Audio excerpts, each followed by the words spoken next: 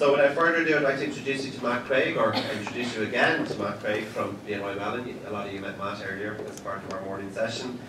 Matt is going to provide some practical KPI management essentials. Alright, so I'm going to hopefully make this fairly easy and consumable. I will give you fair warning. I plan to go through the topics that we're going to cover reasonably quickly. I've built the material in such a way that I would ask, certainly you can ask me questions anytime afterwards and I will also be answering. But it's built in such a way that I've put little references at the bottom of the slides. For additional material, there's a slide at the back that has sort of links and stuff like that. So hopefully you'll find some stuff that you find useful and you'll have some connections to get more information. Again, please always just ask me if you want to reach out to me, but hopefully you can navigate for yourself to find what you need. So the thing I was going to share with you, right, is 3 essentials for managing KPIs to create value. And so here's your money slide. Here are the 3 essentials that I consider to be critically important.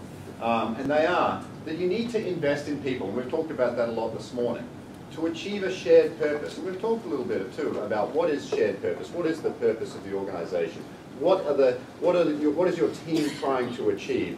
And if you give them a shared purpose, they will help you to perform to achieve the valuable results that you want. So people, purpose, and performance are the 3 keys to success, at least for this talk they are. Okay? So what I'm going to do is I'm going to share with you a story. And this story comes from a time back, actually in 1987, so a number of years ago, at a ballroom in Manhattan, so not far from here.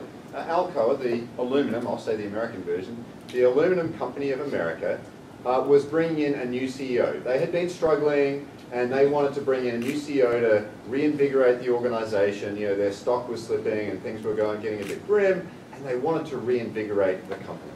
So the people there in this ballroom, they're expecting to get the usual CEO shtick, right?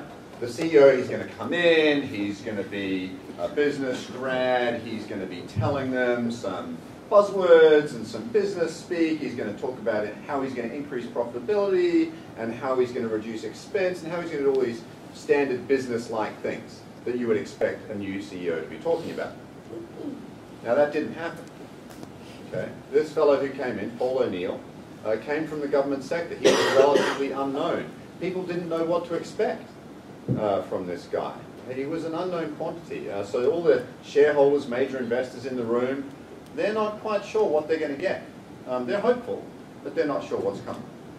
So here's how he starts, right? He comes up on stage and he says, I want to talk to you about worker safety. He says, we have a pretty good record for safety in the company in Alcoa. Our safety record's actually better than the American average, but that's not good enough. I want us to become the safest company in America. My goal is 0 injuries. Oh, and by the way, just so you know in the audience here, I'd just like to point out the safety exits, and if there's any emergency, I'd like you to please stand up and calmly exit through the safety exits and head out of the building. This is what he said to them. And these people are stunned. What's going on? What's this crazy government guy talking about? You know, oh, he was in the government in Washington in the 60s. Maybe he's been smoking too much pot. Something like that. So they're a little bit like, what's going on? So a couple of questions come in from the audience. Guys like, hey, how about the stock levels in the aerospace division? And other guys like talking about capital ratios and things like that, asking some questions. And he says to them, I better start using the clicker, huh? So let me just show you. So some of those missions, right? Critical success factor, worker safety. His purpose, to create the safest company in America. The KPI he identified, 0 injuries, that's the target. All right? And then he starts getting these questions. And he says, look, if you want to understand how Alcoa is doing, you need to look at our workplace safety figures. He reiterates his mission. Okay? And he then says, if we bring our injury rates down, it won't be because of cheerleading and nonsense you sometimes hear from other CEOs, right? It'll be because the individuals in this company have agreed to be part of something important. So back to that shared purpose, something important, bringing people in. Right? They will have devoted themselves to creating a habit of excellence, and safety will be an indicator of those changing habits. So this is his message, right? The end of the session, streaming out of the room. Who's going to get to the phone first to tell their investment clients, you better sell the Alcoa stock because we've got a crazy guy at the helm. And they did. And the person, this is from a book, and the person, he interviewed some of these people. And some of these people did. They dumped the stock. And some of them said it was the worst business decision they had ever made. Within a year, Alcoa stock had gone to record profitability, right? And their stock value increased 5 times over Paul O'Neill's tenure. They increased their market valuation by $27 billion, all while becoming one of the safest companies in the world. Okay, so I thought that was a pretty good story to share around the use of a common purpose, simple to understand, gets people engaged, and helps them to perform. And again, that key phrase, the creation of a habit of excellence within the organization, what he did went well beyond the company, went well beyond safety. You know, they were one of the first organizations to adopt an email platform across the enterprise, across the globe. They started to get innovative suggestions from all of their employees, because what they started to do was to say, we want to hear from everyone about how we can become a safer company for everyone. We care that our workers that come to work every day, working with molten metal, can go home safely to their wives. But in that course of caring about that mission and asking employees to share their thoughts on how the company could be safer, they also started stimulating suggestions for, like, well, if they're asking for input, I'd like to suggest some things that I think are important that would help us just be better and to work more effectively.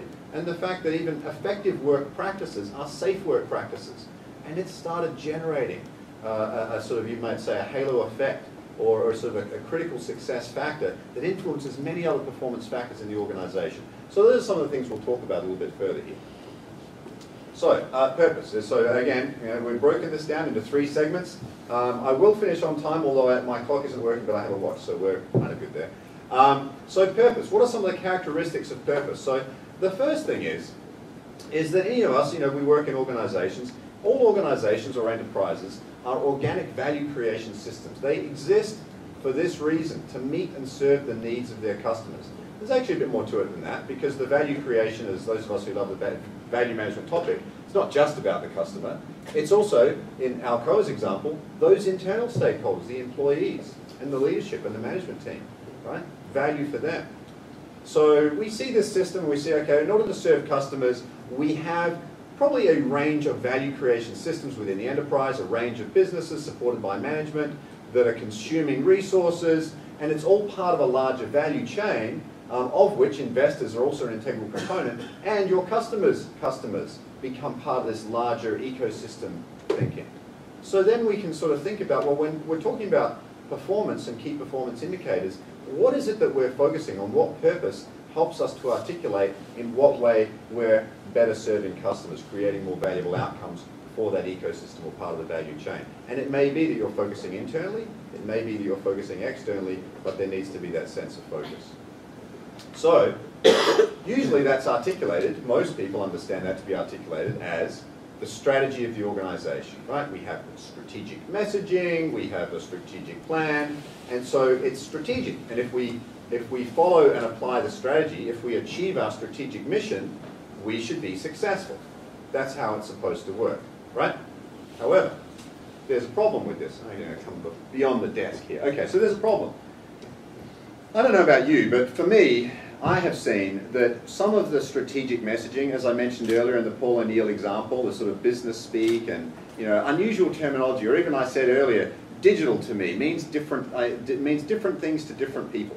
So strategy is difficult to measure. And if you say, well, if we achieve strategy, we're good, it's like, well, how do you know you got there? It's like, well, it should be measurable.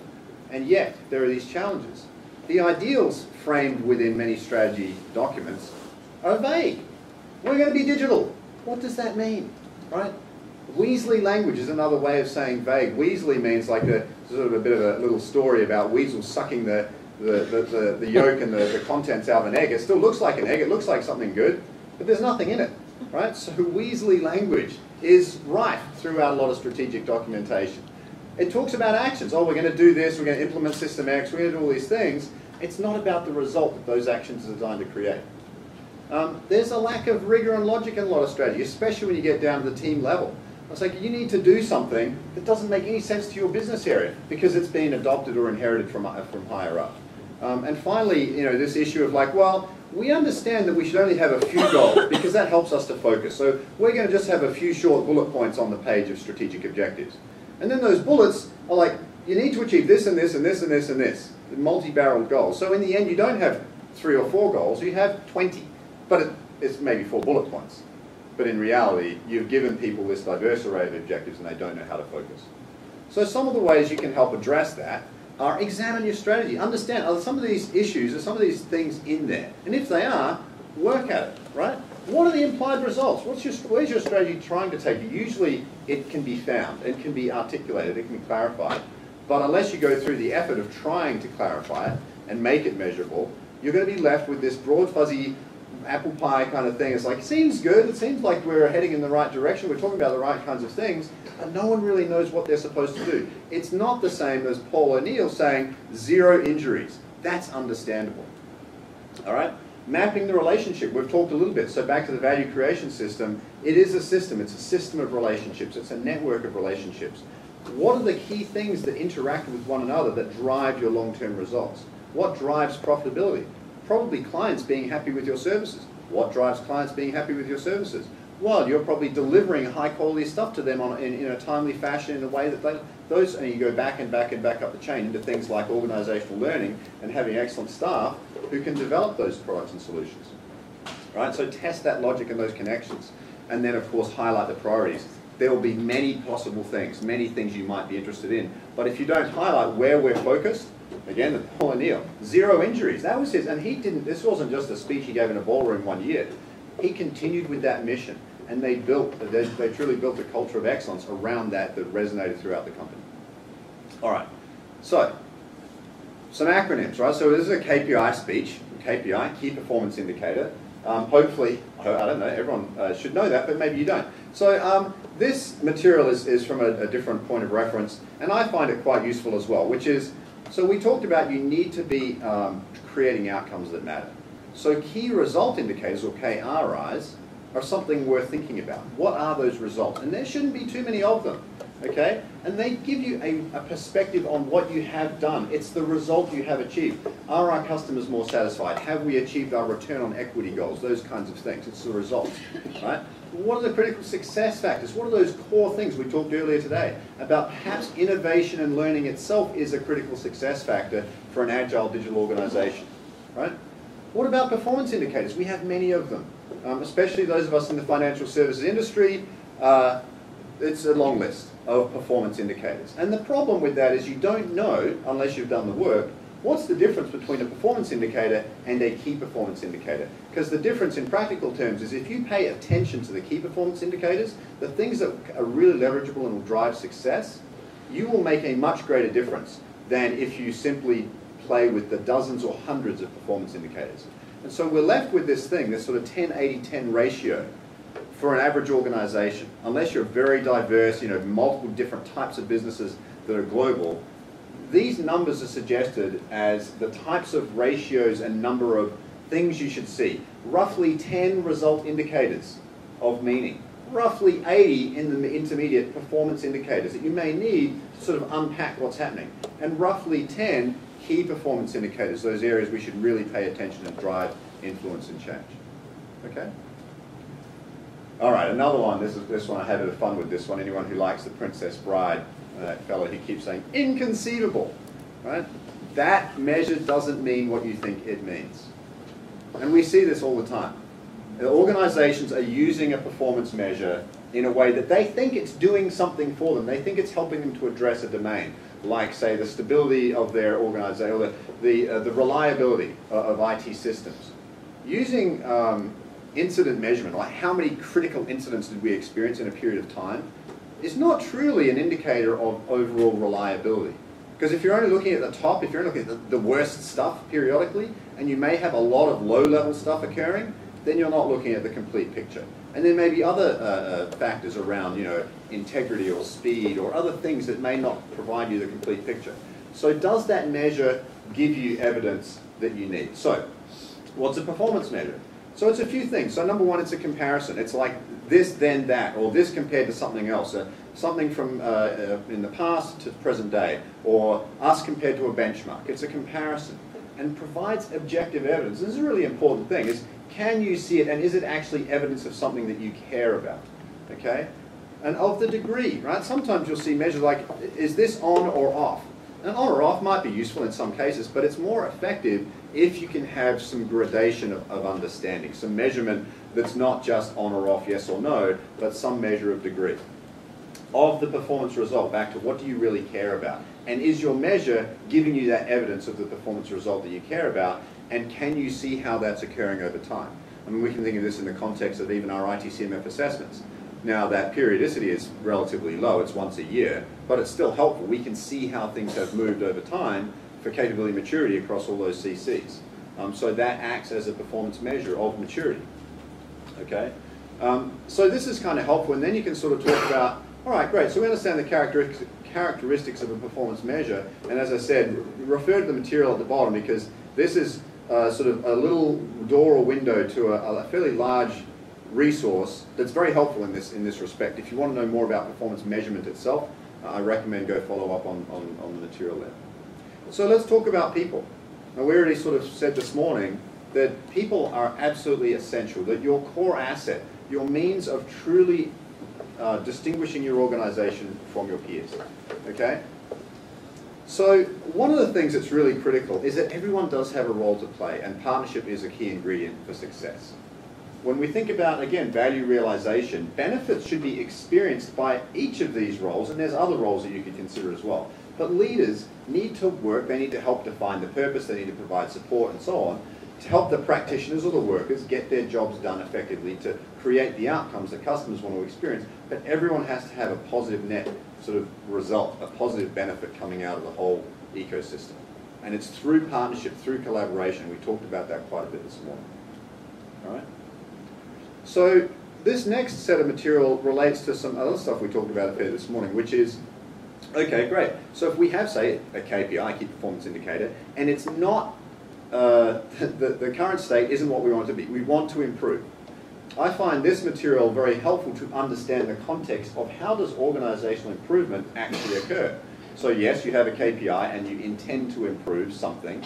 It's going to happen through people. So the first thing is going to be that, all right, we change for a reason. This slide, the next one, is about organizational change. Knowing that we change for a reason is really important, because if people don't know the reason for change, they may behave the way you teach them to behave for the short term. But if they don't understand the rationale, if they don't understand the purpose, it's not likely to last. And we'll get to that actually on the next slide. But knowing that we change for a reason is important. We change for business imperative reasons.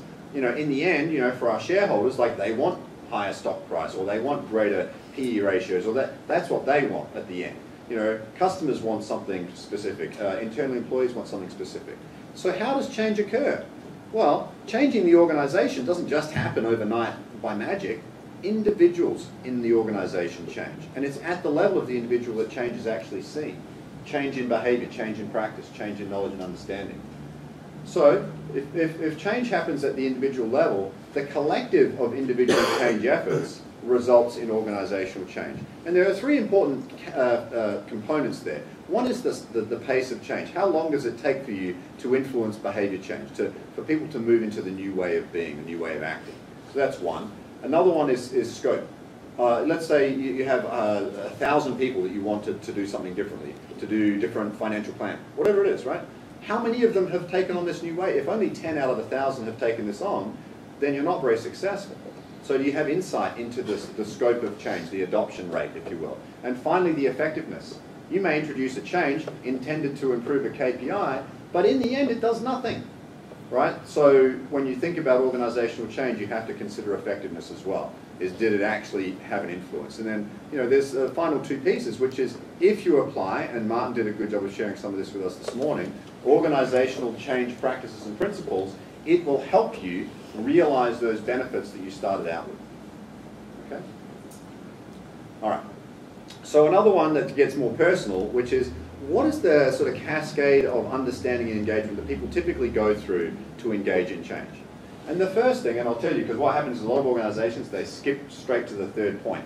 The first point is awareness, and that means awareness of the need to change, awareness of the need to, that there's something happening. John Cotter calls it the burning platform, and there are other ways of looking at it. But if people aren't aware that there is a need that needs to be met and that they need to be part of it, then giving them the knowledge, which is the third one, doesn't really help much because they're not engaged. So, but the second point, which comes from this awareness to change, this awareness of the need, is then a desire to be an active participant, a desire to make a difference.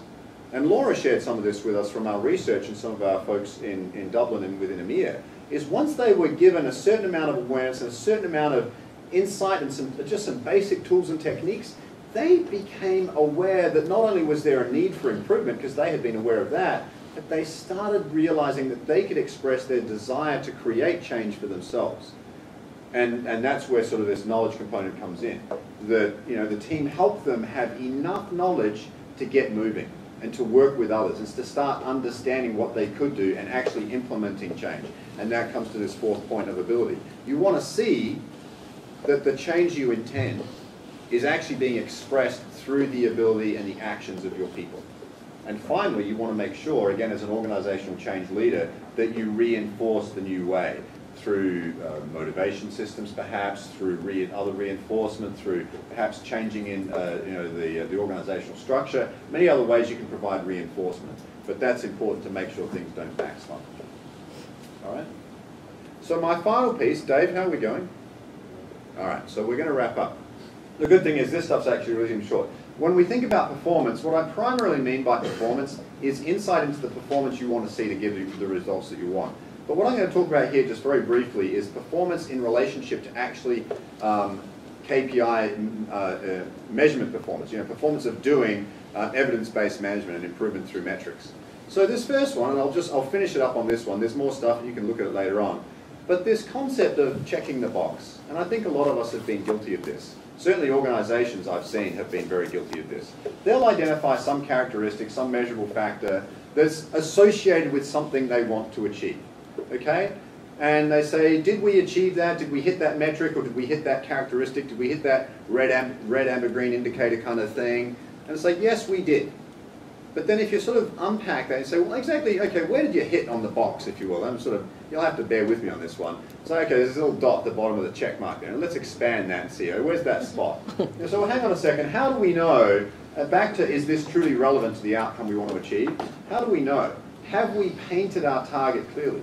And if you take the time to do that, to clarify your expected results, you'll start to see that there's a much clearer sense of at the center of the target. Here's the yellow dot, then the red and the blue, and this is an archery target that I'm painting for you. But the concept here is that there's high value to actually hitting the target, right? And in archery, the value is 9 or 10 points to hit the goal, versus 1 to 2 points to hit the white.